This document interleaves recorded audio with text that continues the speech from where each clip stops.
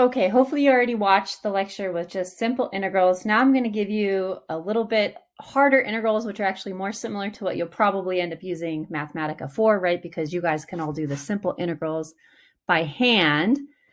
Sometimes it's frustrating to do harder integrals in Mathematica because it's easy to make mistakes. Either make mistakes when you're doing your homework and actually getting the wrong expression to integrate, which could lead to problems, or maybe you type the integral incorrectly into Mathematica, which can happen when you have a long expression you want to integrate.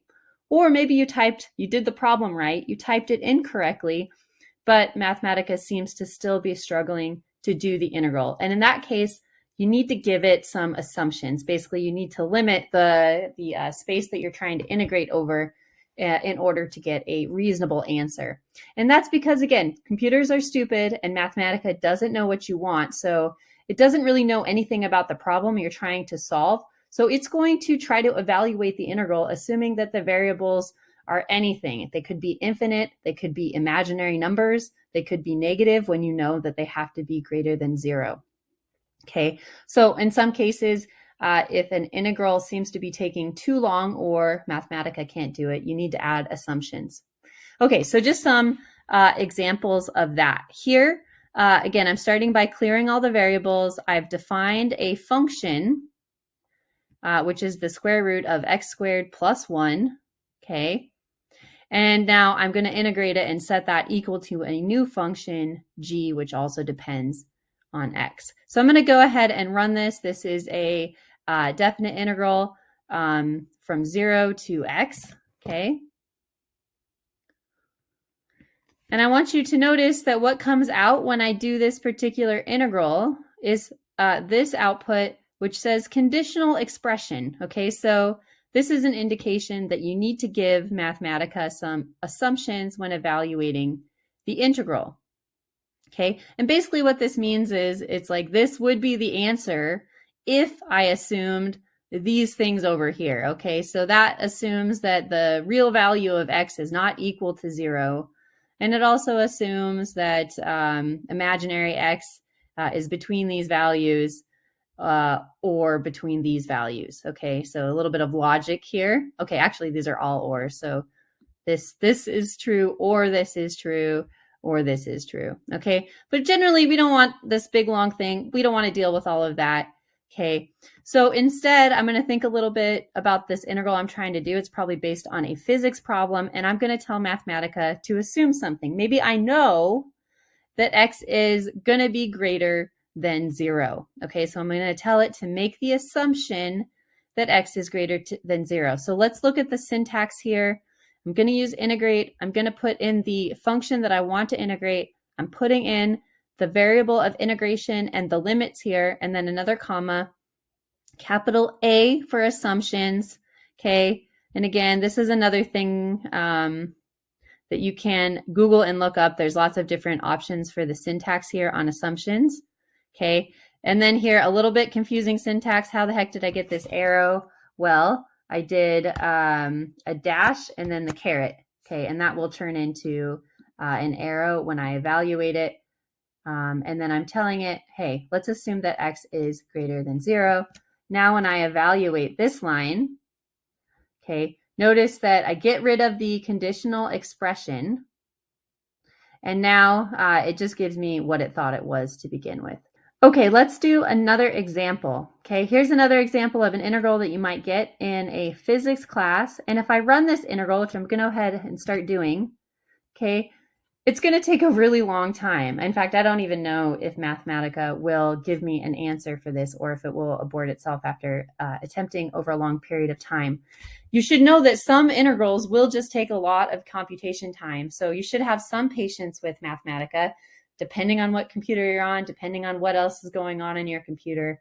But if an integral is taking minutes and minutes and minutes, it probably means that something is wrong, okay? So in this case, I'm gonna go ahead and abort the evaluation. That means I'm gonna go here to the evaluation tab, and that's an option here. Notice there's also a hotkey here on my Mac. And I'm gonna abort it. Okay, so that's gonna stop Mathematica from trying to evaluate this cell. And I'm going to think, oh man, that wasn't working, but I'm pretty sure this was right. Okay, notice here I didn't actually put it in as a function. I just wrote the expression directly into the integrate function, which is an option. Okay, so instead now, I'm going to give it some assumptions, all right? So I'm just going to think, how many assumptions can I think of, right, that might be helpful here? So now instead of having just one assumption, I want to give Mathematica a list of assumptions. So when I give Mathematica lists, I put the list within curly brackets here. So the curly brackets are surrounding all of my assumptions. Each assumption is given by or separated by a comma. And there's a lot of different syntaxes for giving Mathematica assumptions. This is kind of a mix here. And I usually just honestly find these from examples I find online or for the help, okay, for using assumptions.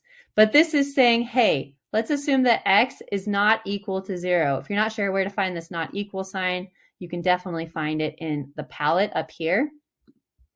This next assumption here is saying okay, so element, this is again another built-in function. If I want, I can hover over it and get some more information here. Okay, but within the square brackets, I have another list of variables, okay, which are surrounded again by curly brackets. I'm saying, hey, all of these variables, which I'm using in my function here and also in the limits, they're real numbers, okay? So that's another thing that I can set. So let's go ahead and evaluate this with these assumptions. And it's still going to take a moment, but I'm pretty sure this one will work eventually. Okay, so notice here we get a conditional expression just like we did before. This one's pretty clear on what additional assumption I might need to get rid of the conditional expression.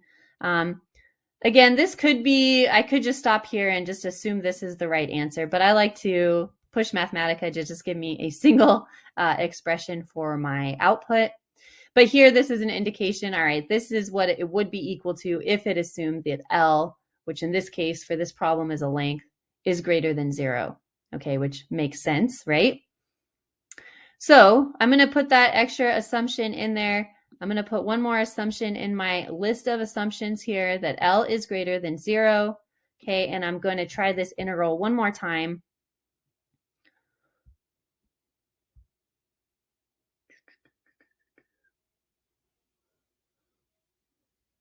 Okay, notice that did take a little bit, but I did get a single expression out for my integral.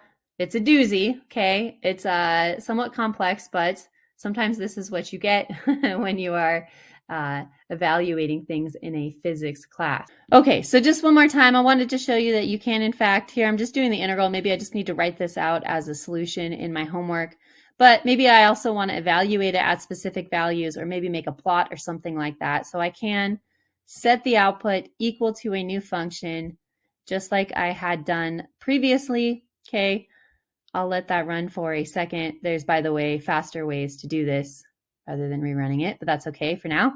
And now I can evaluate that function either by putting numbers in, that will give you an expression easy to write down that looks like this, or it will, if you do the \\n, give you a numeric answer for the solution.